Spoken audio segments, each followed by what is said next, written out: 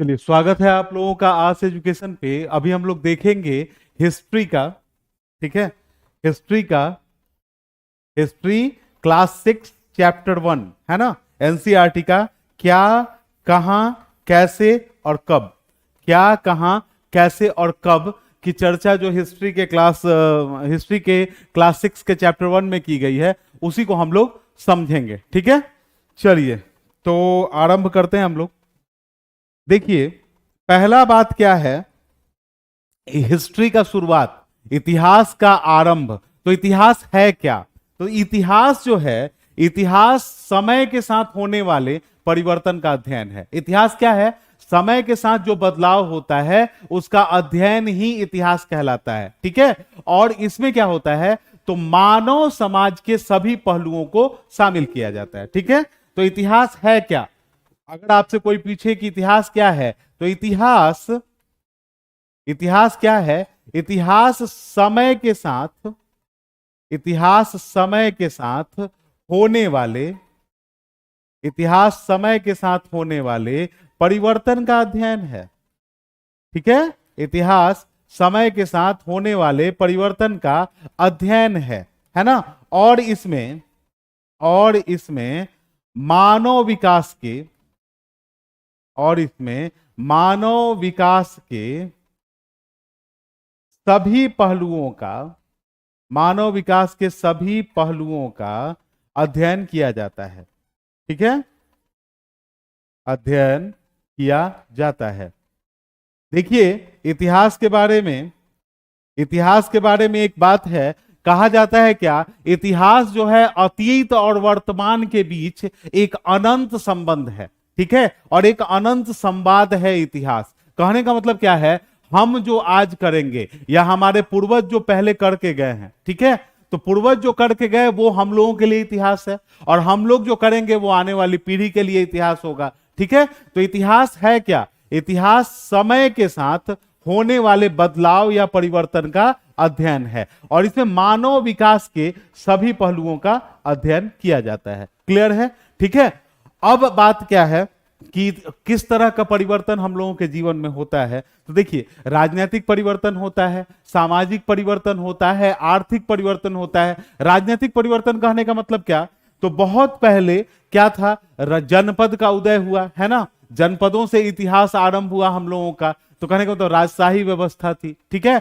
सामाजिक व्यवस्था में जैसे वर्ण व्यवस्थाएं नहीं थी, बीच में वर्ण व्यवस्थाओं का आरंभ हुआ। आर्थिक व्यवस्था में क्या, तो जैसे कहने का मतलब क्या है कि पहले क्या होता था, वस्तु विनिमय चलता था, है ना, सामान दीजिए और सामान लीजिए। अब परिवर्तन हुआ, मुद्रा आ गया। ठीक है, वैज्ञानिक दृष्टिकोण में, चिकित्सीय दृष्टिकोण में, सब में जो परिवर्तन हुआ, ये सब क्या है, इतिहास का हिस्सा है। क्लियर है? चलिए अगली बात को समझिए। अगली बात है क्या, अच्छा, इतिहास हम क्यों पढ़ें?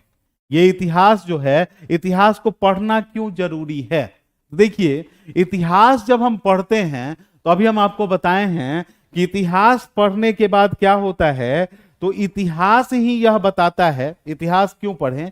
अगर आपसे कोई पूछे कि इतिहास क्यों पढ़ें, तो हम बताएंगे उसको, इतिहास क्या है, इतिहास केवल अतीत का अध्ययन नहीं है। ठीक है, इतिहास केवल अतीत का अध्ययन नहीं है। ठीक है, इतिहास केवल अतीत का अध्ययन नहीं है। यह क्या है, यह वर्तमान के बारे में भी बताता है। ठीक है, यह वर्तमान के बारे में भी बताता है, वर्तमान के बारे में भी, वर्तमान के बारे में भी बताता है। अभी हम आपको बताए हैं कि जिस तरह के समाज का निर्माण हमारे पूर्वज हमारे लिए करके गए, ठीक है, और हम जिस तरह का समाज का निर्माण करके जाएंगे, वो हमारे आने वाली पीढ़ी के लिए इतिहास होगा। तो इतिहास जब हम पढ़ते हैं, ठीक है, इतिहास जब हम पढ़ते हैं तो क्या होता है, हमको पता चलता है कि जीवन का जो सुख दुख झेला हमारा पूर्वज, ठीक है, और तत्कालीन समस्या से जूझने का जो उनका प्रयास था, वही खोज और आविष्कार में बदला, जिससे मानव समाज बदला। ठीक है, इतिहास में क्या होता है, इतिहास पढ़ के हम लोगों को पता चलता है कि अतीत में लोग क्या खाते थे, क्या किस तरह का कपड़ा पहनते थे, किस प्रकार के घरों में रहते थे, उनकी परिवहन व्यवस्था क्या थी। ठीक है, और इतिहास ही जब हम पढ़ेंगे, ठीक है, इतिहास ही जब हम पढ़ेंगे तो इतिहास ही यह बताता है, इतिहास ही यह बताता है कि, इतिहास ही यह बताता है कि आधुनिक आधुनिक दुनिया, ठीक है, आधुनिक दुनिया का निर्माण, आधुनिक दुनिया का निर्माण कितनी सदियों में हुआ है, ठीक है, कितनी सदियों में हुआ है। मतलब धीरे धीरे होने वाला जो परिवर्तन है, इसी से आज का वर्तमान दुनिया का निर्माण हुआ है। तो ये इतिहास पढ़ने के बाद ही हम समझ पाते हैं। क्लियर है? चलिए आगे समझते हैं हम लोग। देखिए अगली बात, अतीत के लोग कहां रहते थे, ठीक है, अतीत के लोग कहां रहते थे, ये एक प्रश्न है, ठीक है। तो आपको एक बात पता होगा कि हजारों सालों से, हजारों क्या कह लो, लाखों सालों से जो मानव समाज है उसका निवास स्थान कहां रहा है, तो नदियों के किनारे रहा है, ठीक है, नदियों के किनारे रहा है। और वे क्या करते थे, अपने भोजन का संग्रह करते थे, ठीक है, भोजन का संग्रह करते थे। अच्छा, भोजन का संग्रह का मतलब क्या हुआ, जैसे जंगली फल, ठीक है, जंगली फल है ना, कंदमूल, ठीक है, कंदमूल, इन लोगों का क्या करते थे, वो संग्रह करते थे। तो कहने का मतलब क्या था कि जो संग्रह करे, तो प्राचीन मानव क्या था, संग्राहक था, ठीक है।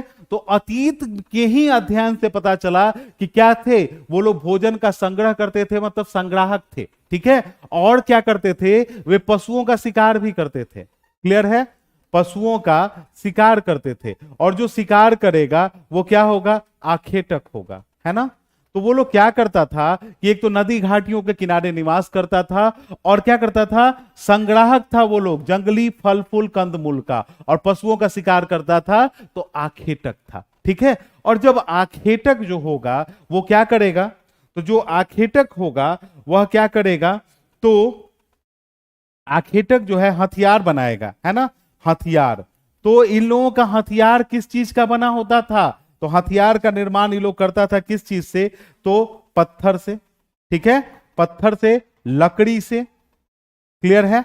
पत्थर से, लकड़ी से, है ना, हड्डी से।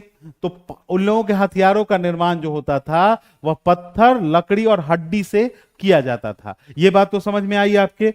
और क्या करता था वो लोग, अभी जो अंतिम तक जो हथियार बचे, ठीक है, अंतिम तक जो हथियार बचे उसमें पत्थर के ही उपकरण मिले। यही इंपॉर्टेंट रह गया, क्या, पत्थर, ठीक है, पत्थर के उपकरण मिले, क्योंकि हड्डी तो नष्ट हो गया समय के साथ, ठीक है, गल के, और लकड़ी भी नष्ट हो गया समय के साथ, लेकिन यह पत्थर का हथियार मिला है। और यह पत्थर का हथियार जो मिला है वह किन किन स्थलों से मिला है उसके बारे में जानिए, ठीक है। तो पत्थर के हथियार, ठीक है, पत्थर के हथियार कह लो या पत्थर के उपकरण कह लो।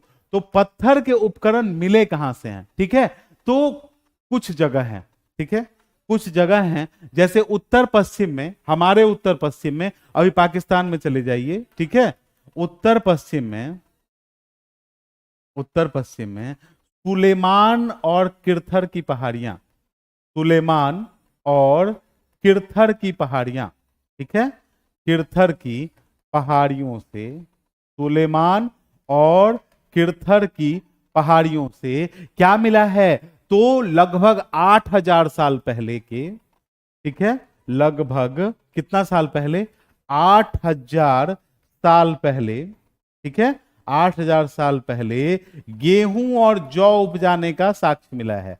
क्या मिला है, गेहूं और जौ उपजाने का, ठीक है, उपजाने का साक्ष्य मिला है।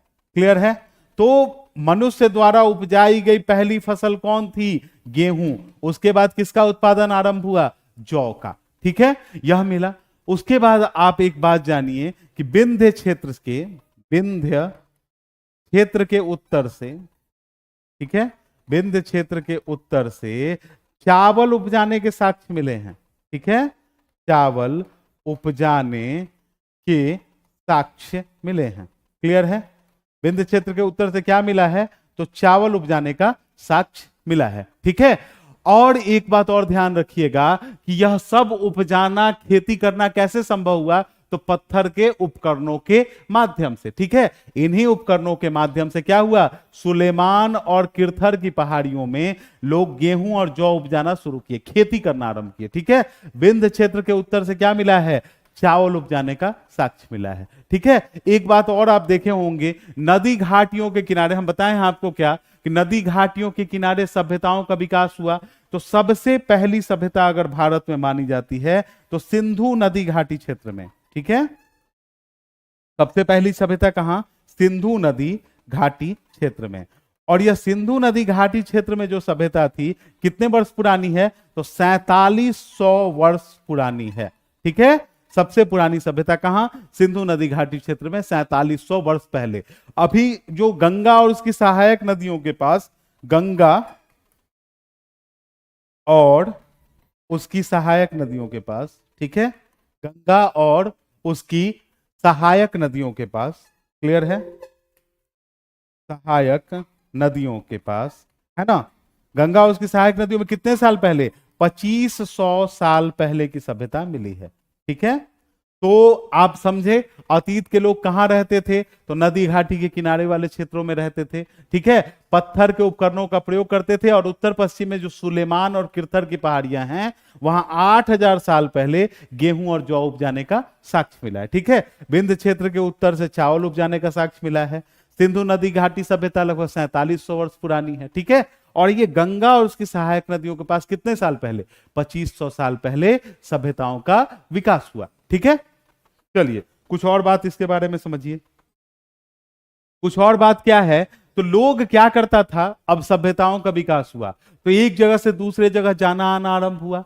तो या तो व्यापारी जाएंगे, या व्यापारी जाएंगे तो जहाज से यात्रा करेंगे, क्योंकि उस समय बाई रोड यात्रा करना तो उतना आसान था नहीं, तो नदी के किनारे रहते थे तो जहाज से जाते थे। ठीक है, और एक स्थान से दूसरे स्थान क्या करते थे, यहां की मूल्यवान वस्तु वहां ले जाते थे और वहां की यहां ले आते थे, मतलब सीधा सीधा बार्टर सिस्टम, मतलब वस्तु विनिमय प्रणाली। ठीक है, उसके बाद क्या हुआ कि कभी कभी सेनाएं भी एक जगह से दूसरे जगह जाती थी युद्ध करने के लिए। ठीक है, कुछ बाद में क्या हुआ, जब महाजनपद काल का समय आया, बुद्ध और महावीर ऐसे लोगों का उदय हुआ, तो धार्मिक गुरु भी एक जगह से दूसरे जगह आने जाने लगे। ठीक है, कुछ लोग क्या किया, रोमांच के लिए यात्रा करना आरंभ किया। ठीक है, इससे क्या हुआ, एक जगह से दूसरे जगह विचारों का आदान प्रदान हुआ। क्लियर है, चलिए अगला बात समझिए। अगला बात क्या है, तो कह रहा है क्या, हमें हमारे देश का नाम कैसे मिला, देश का नाम कैसे मिला, तो भारत का नाम क्या क्या है, भारत है और इंडिया है। ठीक है, भारत है और इंडिया है। तो इंडिया शब्द कहां से आया, देखिएगा, यह इंडिया शब्द जो है, ठीक है, इंडिया जो शब्द है यह कहां से निकला है, इंडस से निकला है। ठीक है, इंडिया शब्द कहां से निकला है, तो इंडस से निकला है। अब ये इंडस का अर्थ क्या है, ठीक है, यह सिंधु का अर्थ है संस्कृत में। ठीक है, संस्कृत में किसको, संस्कृत में सिंधु, है ना, इंडस को संस्कृत में क्या कहा जाता है, तो सिंधु कहा जाता है। क्लियर है, इंडस को संस्कृत में क्या कहा जाता है, सिंधु कहा जाता है, और इसी से इंडिया शब्द निकला। अब अगली बात को आप समझें। ठीक है, अगली बात को आप समझें क्या है, तो कह रहा है क्या कि ये इंडिया नाम मिला कैसे, इंडिया तो ठीक है संस्कृत में इंडस कहा जाता है, यह नाम कहां से मिला, तो देखिएगा, लगभग 2500 वर्ष पहले, ठीक है, लगभग 2500 वर्ष पहले, ठीक है, लगभग 2500 वर्ष पहले फारस, कहने का मतलब ईरानी और यूनानी, ठीक है, ईरानी और यूनानी, ठीक है, ईरान और यूनान से व्यापार होता था किसका, सिंधु नदी घाटी क्षेत्र के लोगों का। ठीक है, वह इसको क्या कहते थे, ईरानी जो परिचित थे, लगभग 2500 वर्ष पहले ईरानी और यूनानी जो इस क्षेत्र से परिचित थे, ठीक है, जो इस क्षेत्र से परिचित थे, जो इस क्षेत्र से परिचित थे, वो क्या कहते थे, इसको इंडोस कहते थे। क्या कहते थे, इंडोस कहते थे।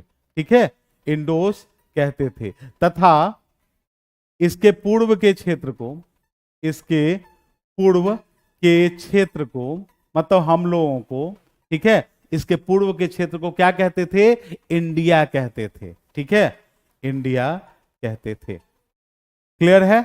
तो ये ईरानी और यूनानी ही थे जो हमें इंडिया से संबोधित करने लगे। ठीक है। अच्छा, भारत नाम का उपयोग, भारत, हमारे देश का नाम इंडिया भी है और हमारे देश का नाम भारत भी है। तो यह भारत नाम कहां से आया?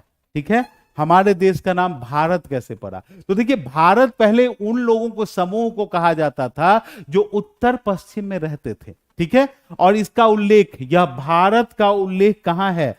तो ऋग्वेद एक ग्रंथ है। ठीक है, ऋग्वेद में उत्तर पश्चिम, ठीक है, उत्तर पश्चिम के लोगों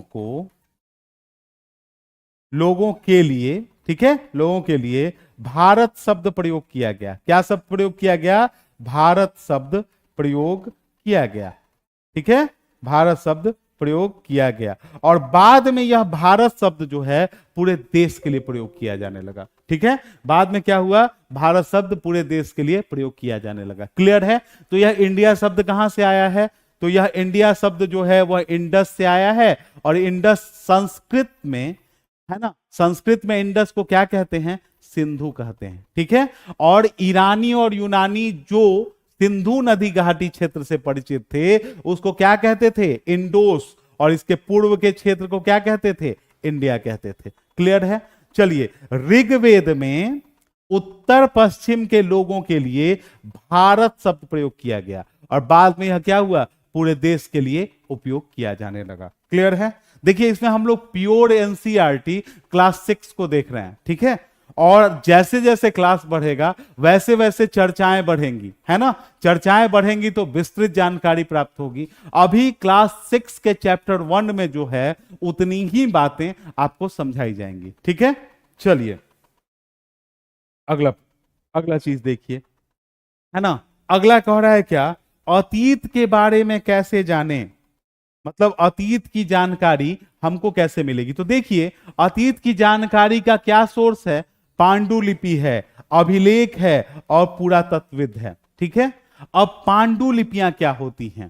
पांडुलिपि क्या होती है? तो देखो, पांडुलिपि कहने का मतलब क्या? वे पुस्तकें, इसके बारे में हम आगे डिस्क्राइब करेंगे, अभी आपको समझाते हैं। ठीक है, वे पुस्तकें जो बहुत पहले लिखी गई थी, ठीक है, वह क्या है? पांडुलिपि है। और पांडुलिपि जो है, अब उस समय कागज का आविष्कार तो हुआ नहीं था, तो लिखा कहां जाता था? तो जनरली तार पत्र पे, इस तरह के पत्र पे। ठीक है, और यह हिमालय में पाया जाता है, एक भुर्ज नाम का पेड़, उसके छाल पे लिखा हुआ मिला है। ये क्या है? ये पांडुलिपि का एक ये साइन है। क्लियर है? और लिखा कहा जाता था या तो ताम्रपत्र, तार पत्र पे, या फिर भुर्ज पहाड़ी की पेड़ की छाल पे। और भुर्ज पेड़ कहां मिलता है? हिमालय क्षेत्र में। क्लियर है?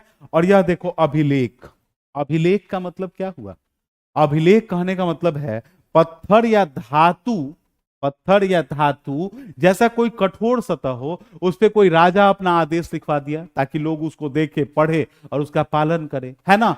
कभी कभी क्या होता था, कुछ राजा और रानी अपने काम का उल्लेख भी कर देता था। और सबसे प्राचीन अभिलेख, यह सबसे प्राचीन अभिलेख, ये जो अभिलेख है आपका, यह अशोक का है। किसका है? अशोक का है। ठीक है, और यह कहां से मिला है? कांधार से। कांधार कहने का मतलब वर्तमान अफगानिस्तान। और यह कितना पुराना है? अगर इसके पुराने के बारे में पूछें तो 2250 वर्ष पुराना है यह। ठीक है, यह अभिलेख है। तीसरी बात आती है अतीत की जानकारी का स्रोत, पुरातत्वविद। पुरातत्वविद कहने का मतलब क्या? वैसे लोग जो खुदाई करवाते हैं। ठीक है, खुदाई से जो निकलता है, तो खुदाई से निकला हुआ सबसे प्राचीन चीज क्या है? यह मृद भांड। इसको क्या कहते हैं हम? मृद भांड। अच्छा, मृद का मतलब क्या होता है? मिट्टी, और भांड का मतलब होता है बर्तन। तो मिट्टी का बना हुआ बर्तन। ठीक है, और यह जो मिला पुरातत्वविदों को, इससे पता चला, क्या पता चला? तो पांडुलिपियों से पता चला कि हाँ, उस समय के लोग लिखना पढ़ना भी जानते थे। और लिखते किस चीज पे थे? तो तार पत्र पर या हिमालय क्षेत्र में पाए जाने वाले भुर्ज नामक पेड़ के छाल पर। अभिलेख राजा रानी जनरली लिखवाते थे। ठीक है, और राजा रानी क्यों लिखवाते थे भाई?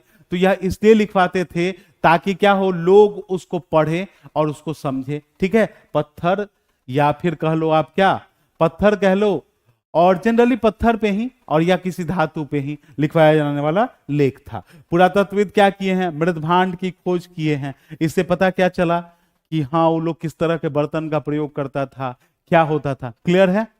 चलिए अगली बात को समझिए। अब अगला थोड़ा सा इसको डिस्क्राइब कर लेते हैं हम लोग। क्या, किस चीज को? तो पहला चीज आपका क्या था, पांडुलिपि, है ना। पांडुलिपि, तो पांडुलिपि है क्या? वास्तव में यह पुस्तक है। क्या है? वास्तव में यह पुस्तक है। क्लियर है? वास्तव में यह पुस्तक है जो बहुत पहले लिखी गई थी। ठीक है, बहुत पहले लिखी गई थी। क्लियर है? पांडुलिपि है क्या? वास्तव में यह पुस्तक है जो बहुत पहले लिखी गई थी। अब सवाल उठता है किस पे लिखी गई थी? ठीक है, तो किस भाषा में लिखी गई थी? तो देखिएगा इनकी जो भाषा है बहुत पहले लिखी गई थी, किस भाषा में? तो जनरली संस्कृत में। ठीक है, संस्कृत में लिखी गई थी, है ना। कुछ कुछ लिखी गई थी प्राकृत भाषा में।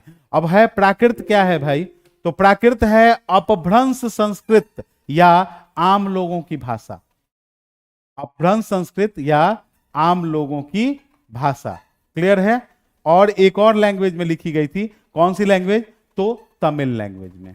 ठीक है, तो 3 लैंग्वेज में, संस्कृत, प्राकृत और तमिल में लिखी गई थी ये पांडुलिपियां। ठीक है, और इन पांडुलिपियों को लिखने के लिए क्या प्रयोग में लाया गया था? तो देखिएगा आमतौर पर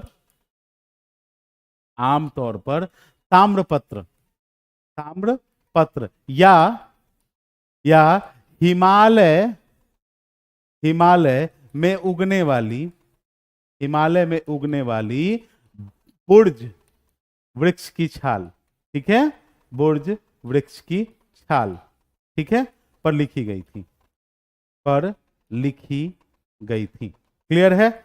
और अगर कहा जाए कि इसमें क्या लिखा गया था, पांडुलिपियों में था क्या, तो पांडुलिपियों में हर तरह का विषय जो उस समय का था, जैसे राजा का जीवन हो गया, है ना, धार्मिक विश्वास या प्रार्थनाओं के बारे में, नाटकों के बारे में इसमें उल्लेख किया गया था। क्लियर है? चलिए अगला चीज देखिए। अगला चीज मेरा क्या है? अभिलेख। अभी आपको अभिलेख के बारे में हम बताए हैं। अभिलेख किस चीज पे लिखा जाता था? तो अभिलेख जो था पत्थर या धातु की कठोर सतह पर, है ना, धातु की कठोर सतह पर लिखी जाती थी। ठीक है, लिखी जाती थी। ठीक है, और ये लिखवाता कौन था? तो जनरली राजा लिखवाता था इन अभिलेखों को। कौन लिखवाता था? राजा लिखवाता था अपने आदेश की ये के लिए, आदेश का पालन करवाने के लिए, ताकि लोग पढ़े और इसका पालन करे। अगर आपसे कहे कि सबसे प्राचीन अभिलेख किसका है? अशोक का, सबसे प्राचीन अभिलेख। क्लियर है? सबसे प्राचीन अभिलेख, है ना, तो सबसे प्राचीन अभिलेख किसका है? अशोक का है, अशोक का है। और यह मिला कहां से है? कांधार से। कहां से मिला है? कांधार से। और ये कांधार अभी कहां है? तो अफगानिस्तान में है। कांधार कहां है आपका? अफगानिस्तान में है। क्लियर है? और यह जो मिला है कितने साल पुराना है? तो 2250 वर्ष पहले का है। 2250 वर्ष पहले का है। क्लियर है? और अभिलेखों की भाषाएं, तो देखिए अभिलेखों की बहुत सारी भाषाएं थी जिसका अभी इस क्लास में तो वर्णन नहीं है, लेकिन अगर ये कहा जाए तो अभिलेखों की लिपि थी। ठीक है, ब्राह्मी लिपि थी, है ना। अधिकांश लिपि अभिलेख किस लिपि में थे? ब्राह्मी लिपि थे। उसकी चर्चा हम लोग आगे की क्लास में करेंगे। क्लियर है? चलिए अगला चीज मेरा क्या था? पुरातत्वविद। और ये पुरातत्वविदों का क्या काम था? तो देखिएगा पुरातत्वविद क्या, पुरातत्वविद कहने का मतलब क्या है? वैसे जो खुदाई करवाते थे। ठीक है, खुदाई से प्राप्त अवशेष। ठीक है, खुदाई से प्राप्त अवशेष। और जनरली खुदाई से क्या मिलता था? मृदभांड मिलता था। ठीक है, मृदभांड मिला। ठीक है, खुदाई से क्या मिलता था? तो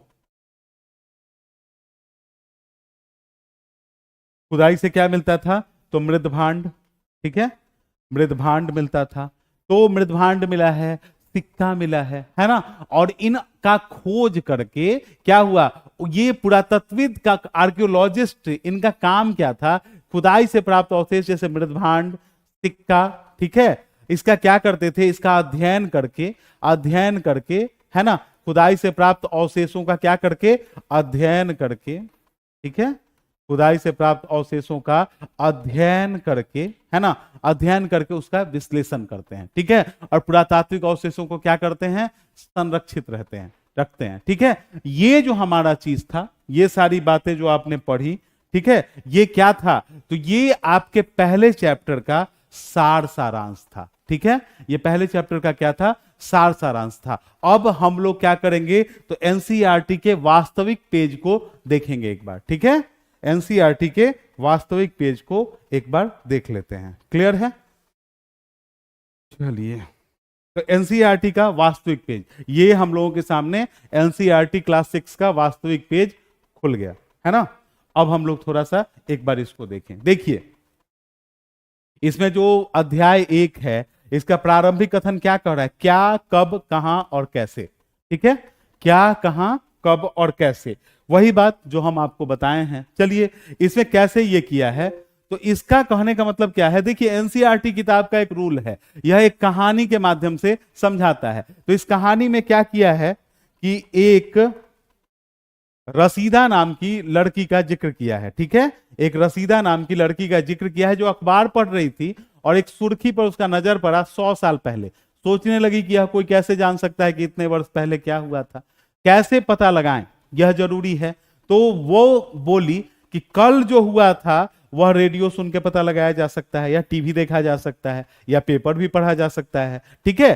पिछले साल क्या हुआ था यह अगर जानना है तो किसी ऐसे आदमी से बात कर लो जो उस समय की याद रखा हो, है ना। बहुत साल पहले क्या हुआ था यह कैसे पता लगाया जाए, ये उसके दिमाग में उत्सुकता थी। क्लियर है? तो इसके लिए क्या हुआ, इसके लिए वो ये कि अतीत के बारे में कैसे जान सकते हैं। देखिए, अतीत के बारे में कैसे जान सकता है, जैसे क्या लोग खाते थे, कैसे कपड़े पहनते थे, किस तरह के घरों में रहते थे। हम आखेटकों मतलब शिकारियों, पशुपालकों, कृषकों, व्यापारियों, पुरोहितों इत्यादि के जीवन के बारे में कैसे जानकारी हासिल कर सकते हैं, ठीक है।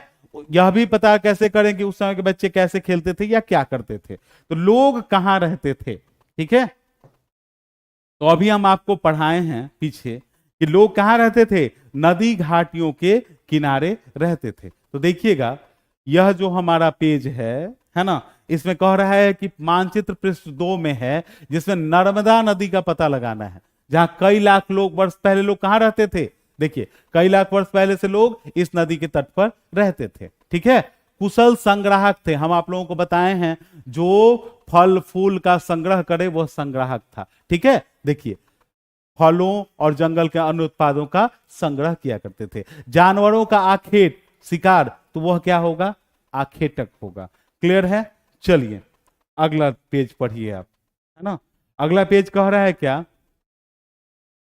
कि, एक मिनट, अगला पेज कह रहा है क्या, उत्तर पश्चिम की सुलेमान और किरथर पहाड़ियां, ठीक है। इस क्षेत्र में कुछ ऐसे स्थान है जहां लगभग 8000 वर्ष पूर्व स्त्री और पुरुष ने सबसे पहले गेहूं और जौ जैसी फसल उपजाई, ठीक है। उन्होंने भेड़, बकरी, गाय, बैल जैसे पशुओं को पालतू बनाया। उत्तर पूर्व में गारो और मध्य भारत में विंध्य पहाड़ियां के बारे में है ना, जहां कृषि का विकास हुआ और सबसे पहले चावल उपजाया गया कहां, विंध्य क्षेत्र के उत्तर में, जो आपको हम पीछे पढ़ाए हैं। क्लियर है? चलिए आगे देखिए, यह मानचित्र है आपका, जहां कह रहा है क्या, देखिए ये विंध्य पहाड़ियां हैं, ठीक है। विंध्य पहाड़ियों के उत्तर में क्या हुआ है, तो विंध्य पहाड़ियों के उत्तर में ये यहां हमारा गंगा नदी है जहां हम लोग निवास करते हैं, ठीक है। और विंध्य के उत्तर में मतलब नर्मदा नदी जो आपको दिख रही होगी, वहां पे क्या हुआ था, सबसे पहले चावल उपजाने का साक्ष्य मिला था। और यह देखिए आपकी सिंधु नदी, ठीक है। और यह रही सुलेमान और किरथर पहाड़ियां, और यह है काबुल नदी जिसके किनारे बसा हुआ है काबुल शहर, ठीक है। और यह काबुल शहर क्या है, अफगानिस्तान की राजधानी है, ठीक है। अफगानिस्तान की राजधानी है कौन, काबुल। क्लियर है? और यहीं पे है क्या, ये सुलेमान और किरथर पहाड़ियां जो आपको हम पीछे पढ़ाए हैं, ठीक है। और यह है सिंधु नदी जहां 4700 वर्ष पहले, पीछे बताए हैं आपको, क्या हुआ था, नदी घाटी सभ्यताओं का विकास हुआ था। और गंगा किनारे कब, तो 2500 वर्ष पहले, जो आपको हम पहले बता चुके हैं। क्लियर है? और विंध्य क्षेत्र के उत्तर में क्या हुआ, यहां पहली बार चावल उपजाने का साक्ष्य मिला है। क्लियर है? चलिए आगे देखिए, आगे क्या कह रहा है, तो कह रहा है क्या, देखिए यहां जो हम आपको पढ़ाए थे, है ना, सिंधु सहायक नदियां उन्हें कहते हैं, सिंधु तथा इसकी सहायक नदियों का क्या है, 4700 वर्ष पूरे इन्हीं इन्हीं नदियों के किनारे कुछ आरंभिक नगर फले फूले, तथा गंगा और इसकी सहायक नदियों के किनारे लगभग 2500 वर्ष पहले नगरों का विकास हुआ। ठीक है, चलिए आगे देखिए, है ना, आगे क्या कह रहा है, कह रहा है क्या, लोगों ने सदैव उपमहाद्वीप के एक हिस्से से दूसरे हिस्से तक यात्रा की। कभी हिमालय जैसे ऊंचे पर्वत, पहाड़ियों, रेगिस्तान, नदियों तथा समुद्रों के किनारे यात्रा जोखिम भरी होती थी, फिर भी यह यात्रा उनके लिए असंभव नहीं थी। कभी कभी लोग काम की तलाश में तो कभी प्राकृतिक आपदाओं के कारण एक स्थान से दूसरे स्थान जाया करते थे। कभी सेनाएं एक दूसरे पर विजय हासिल करने के लिए जाती थी। इसके अतिरिक्त व्यापारी भी काफिले में कभी कभी जहाजों से अपने साथ मूल्यवान वस्तु लेकर एक स्थान से दूसरे स्थान यात्रा करते थे। क्लियर है? धार्मिक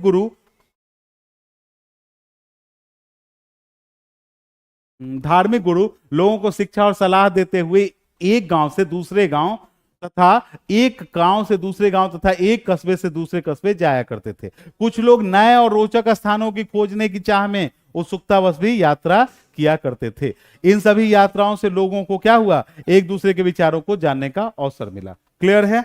चलिए आगे देखिए, आगे क्या कह रहा है, कह रहा है क्या,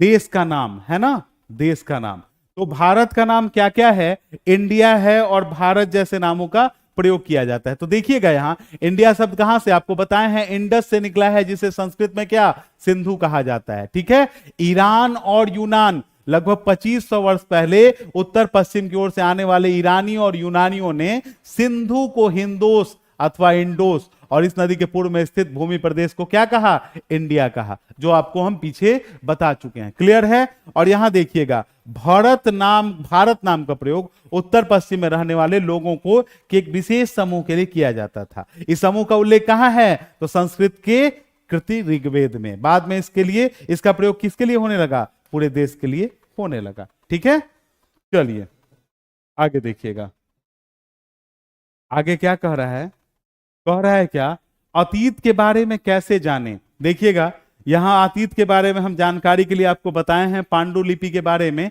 तो देखिएगा अतीत में लिखी गई पुस्तकों को ढूंढना और पढ़ना है। ये पुस्तकें हाथ से लिखी होने के कारण पांडुलिपि कहलाती थी। ठीक है, अंग्रेजी में पांडुलिपि को क्या कहा जाता है, मैन्युस्क्रिप्ट कहा जाता है। क्लियर है? पांडुलिपियां तार पत्रों अथवा हिमालय क्षेत्र में उगने वाले भुर्ज नामक पेड़ की विशेष छाल पर, ठीक है, छाल पर तैयार लिखी मिलती है। यहां है यह पांडुलिपि का चित्र। क्लियर है? चलिए आगे देखिएगा,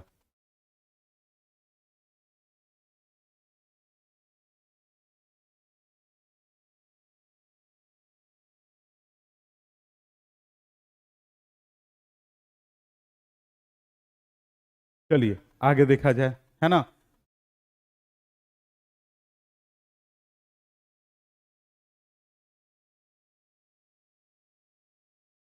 देखिएगा यहां चर्चा हो रहा है किसका, अभिलेख का, है ना।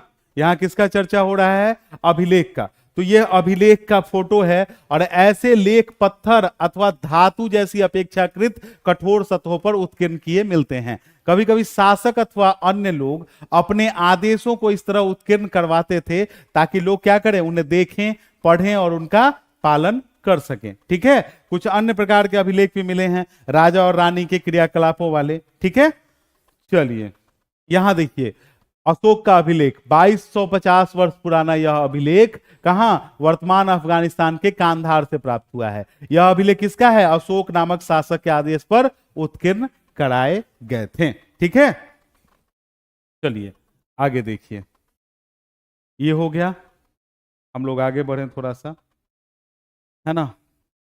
देखिएगा यहां यहाँ पुरातत्वविद की चर्चा है। इसके अतिरिक्त अन्य कई वस्तुएं अतीत में बनी और प्रयोग में लाई जाती थी। ऐसी वस्तुओं का अध्ययन करने वाला व्यक्ति क्या? पुरातत्वविद। हम आपको बताए हैं आर्कियोलॉजिस्ट कहलाता है। ठीक है, पुरातत्वविद क्या करता है? पत्थर और ईंट से बनी इमारतों के अवशेष, चित्रों तथा मूर्तियों देखिए यहां साइन है ना, ये क्या है? ये आपका मृदभांड का साइन है जो हम आपको पीछे दिखाए हैं। ठीक है, प्राचीन नगर से पात्र प्राप्त, मतलब मृदभांड, यह 4700 वर्ष पुराना है। ठीक है, हम बोले हैं सिक्का का जिक्र, तो देखिए एक पुराना चांदी का सिक्का यहां है। क्लियर है? चलिए अगला प्रश्न, अगला चैप्टर, अगला पेज देखिए आप, है ना। देखिए पुरातत्वविद क्या करता था? जानवर, चिड़िया और मछलियों के हड्डी को ढूंढते थे, इसे यह जानने में मदद मिलती थी कि अतीत का, मतलब पुरातत्वविद का काम क्या था? अवशेषों को ढूंढना और उसको संरक्षित करना, जो हम आपको बता चुके हैं। क्लियर है? चलिए यही था आपके पूरे बुक का सारांश। ठीक है, यह था आपके क्या? पूरे बुक का सारांश जो आपको पढ़ा दिया गया है। देखिएगा एक चीज यहां समझ लीजिए आप लोग, थोड़ा सा परेशानी होता होगा। अंग्रेजी में कहीं लिखा है बीसी, बीसी का अर्थ हिंदी में क्या होता है? ईसा पूर्व, मतलब बिफोर क्राइस्ट, ईसा से पहले। ठीक है, ईसा से पहले की बात अगर कहनी हो तो ईसा पूर्व या बीसी लिखेंगे, मतलब बिफोर क्राइस्ट लिखेंगे। ठीक है, ईसा के जन्म से पहले। जैसे कहीं कहीं आपको लिखा हुआ मिलेगा 225 बीसी, मतलब ईसा के जन्म से 225 साल पहले की चर्चा हो रही है। क्लियर है? चलिए आगे देखिए। देखिए यहां पे जो आपको पढ़ाया गया था उसका अगर क्वेश्चन आपको मिलाना चाहें तो आप मिला सकते हैं। नर्मदा घाटी, तो हम आपको क्या बोले हैं? नदी घाटियों के किनारे क्या था? आरंभिक कृषि का अवशेष मिला है। आपको बताया है ना पीछे। देखिएगा मगध, मगध कहां है? गंगा के किनारे है, तो लगभग 2500 वर्ष पूर्व पहले का ये शहर। सिंधु और उसकी सहायक नदियां, तो आपको बताया गया है क्या? तो ये क्या था? सिंधु और उसकी सहायक नदियों के पास। देखिए सॉरी, एक चीज यहां ध्यान दीजिएगा मगध के बारे में, है ना। फिर से आ जाइए, नर्मदा नदी, नर्मदा नदी घाटी के पास क्या था? तो नर्मदा और नदी घाटी के पास आरंभिक कृषि का साक्ष्य मिला था। मगध पहला बड़ा राज्य था। ठीक है, गारो पहाड़ियां, आपको पहाड़ियों के बारे में हम बताए हैं, वहां क्या होता था? आखेट और संग्रहण का काम होता था। सिंधु और उसकी सहायक नदियां, ठीक है, सिंधु और उसकी सहायक नदियां हम आपको बताए हैं, पहला नगर विकसित हुआ था कहां? सिंधु और उसकी सहायक नदियों के तट पर। गंगा घाटी, गंगा घाटी का जिक्र आपको बताए हैं, लगभग 2500 वर्ष पूर्व यहां नगरों का निर्माण हुआ था। यह रहा आपका एनसीईआरटी का। कुछ चीज जो है जो आप समझ गए होंगे, पांडुलिपि कहां लिखी जाती थी? तो तारपत्रों पर या हिमालय क्षेत्र में उगने वाले भुर्ज पेड़ के छाल पर। ठीक है, यह पांडुलिपियां हाथों से लिखी जाती थी। अभिलेख राजाओं द्वारा लिखवाए गए धातु या पत्थर की कठोर, पत्थर जैसी कठोर सतह पर। क्लियर है? सबसे पुराना अभिलेख किसका? अशोक का, है ना। पुरातत्व जो क्या करता है? उत्खनित वस्तुओं का अध्ययन करता है, वह पुरातत्वविद कहलाता है। ठीक है, इतिहासकार जो इतिहास पढ़ता है। स्रोत का मतलब क्या? जहां से जानकारियां मिलती हैं। अज्ञात लिपि का अर्थ निकालना, मतलब वैसी लिपि जो अभी सामान्य प्रयोग में नहीं है, उनका अर्थ निकालना। ठीक है, तो यही था हमारा एनसीईआरटी का पूरा सार संग्रह, है ना, जो आपको पढ़ाया गया है। ठीक है, जो आपको पढ़ाया गया है, एनसीईआरटी बुक आपका हो गया समाप्त। क्लियर है? उम्मीद है समझ में आया होगा। अब हम लोग मिलेंगे अगले क्लास में। ठीक है।